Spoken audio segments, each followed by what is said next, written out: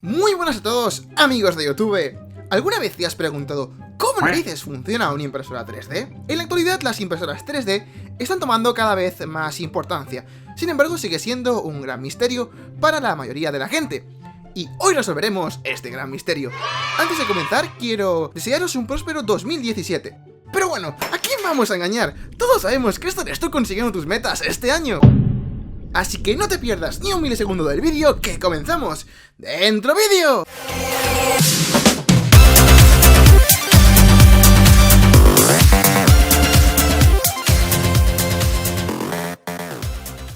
Las impresoras 3D han dado la capacidad a los inventores, diseñadores y artistas de imaginar algo en su cabeza y tenerlo físicamente en cuestión de horas. Está claro que las impresoras sirven para imprimir cosas útiles, pero siempre hay un graciosillo que... El principio general de cualquier impresora 3D consiste en ir creando capa por capa la pieza que queremos imprimir a partir de un material. Normalmente la pieza se crea con algún programa de diseño como SolidWorks y después se imprime. Según el método en el que se van creando las capas de la pieza, existen a grandes rasgos 4 tipos de impresoras 3D. Impresoras 3D por estereolitografía. Creada por el padre de las impresoras, Chuck Hull, en 1983, fueron las primeras impresoras de la historia. Estas impresoras aplican un haz de luz ultravioleta a una resina líquida para solidificarla. La pieza se crea a partir de solidificar las partes que nos interesan. Impresoras 3D por sinterización selectiva por láser.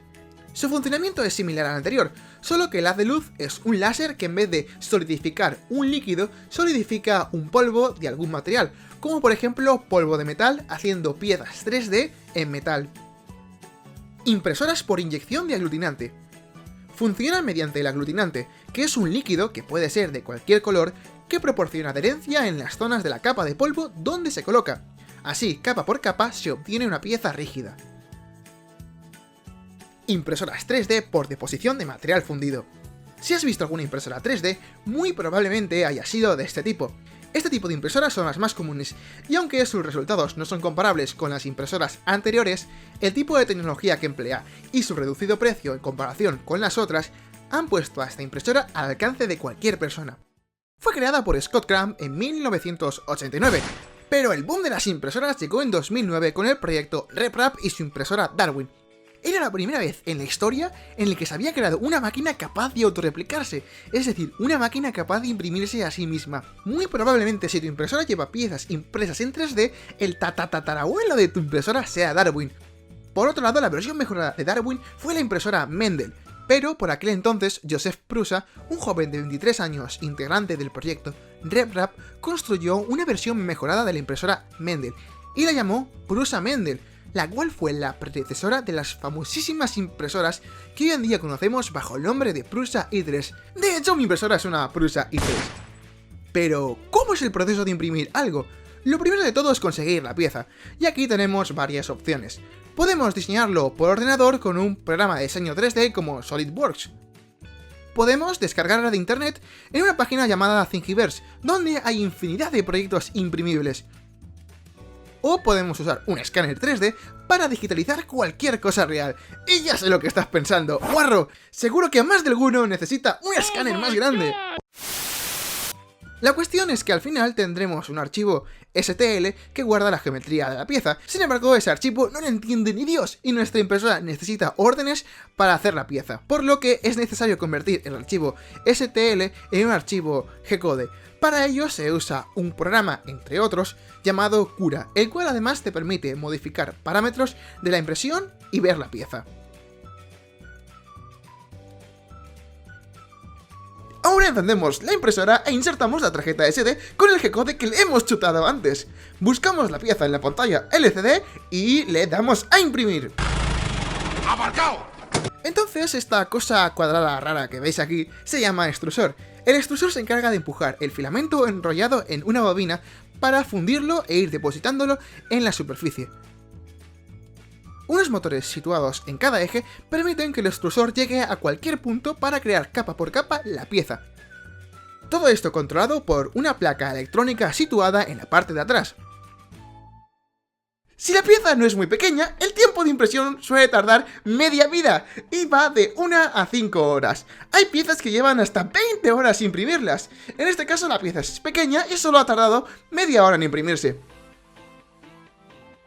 Una vez terminada la impresión, retiramos la pieza del cristal. Las piezas no son perfectas y a veces requieren un trabajo posterior como quitar hilos o lijar ciertas partes. Además, las piezas con forma de puente son más difíciles de imprimir porque no se puede imprimir al aire. Para ello se pueden añadir soportes, pero a veces no es suficiente. Nuestra pieza está impresa en un material llamado PLA, sin embargo existen otros materiales, como por ejemplo el ABS, que es un material plástico duro y resistente a altas temperaturas que también se suele usar en las piezas de Lego. La desventaja es que exponerse a estos vapores durante mucho tiempo digamos que no es muy bueno para la salud y se recomienda imprimirlo en lugares bien ventilados. Además, si no quieres que tu pieza se deforme durante la impresión, necesitas una cama caliente. Una cama caliente es una placa que se coloca encima de la zona de impresión para ponerse calentorra y mantener la pieza a una temperatura de 100 grados aproximadamente constante. Y claro, para que te hagas una idea, lo mismo te imprimes una pieza que te haces unos huevos fritos. Huevos a la prusiana. Otro material muy usado es el Filaflex, y este os va a molar. Con este material puedes imprimir cosas flexibles, como por ejemplo la funda de un móvil, las orugas para tu próximo robot destructor del mundo, y si tienes suficientes, hasta tus propias zapatillas. Y digo esto porque el material es chungo de imprimir, y necesitas que el filamento esté siempre tenso. Hay materiales menos usados, como por ejemplo el cobre mezclado con el PLA, el filamento conductivo de grafeno, el nylon, el PET, etc. Sin embargo, el material más usado y más fácil de usar es el PLA, que no requiere nada adicional. Además de estos materiales, después se pueden pintar dando unos resultados verdaderamente increíbles. Bueno, y ahora viene el golpe con la realidad. ¿Qué se puede hacer realmente con una impresora 3D? Como hemos visto, las impresoras más accesibles no pueden imprimir piezas muy grandes como una silla o una mesa, y suelen ser piezas sólidas y mucha resistencia mecánica. Su tiempo de impresión es muy lento y según la forma de la pieza tendremos que tener más o menos experiencia en el campo para que salga bien, y a veces la pieza necesita un trabajo posterior. Sin embargo, todo esto no tiene comparación con la idea de crear algo que sale en nuestra mente en cuestión de horas. La impresión 3D día a día se está convirtiendo en una profesión sólida, y ya hay gente y empresas que viven de ello. La moraleja de todo es que con este vídeo quiero que tengáis un pensamiento crítico y que la próxima vez que un medio hable al respecto sepáis de qué va la jugada, para que no os engañen o confundan. Y hasta aquí el vídeo de hoy. Dale a la campanita porque mi amigo YouTube me hace bullying y nos envía las notificaciones cuando subo un vídeo. Sígueme en Twitter si quieres estar al tanto de mis aventuras. Y bueno amigos, este es el canal de Robotic Arts y nos vemos en el próximo vídeo.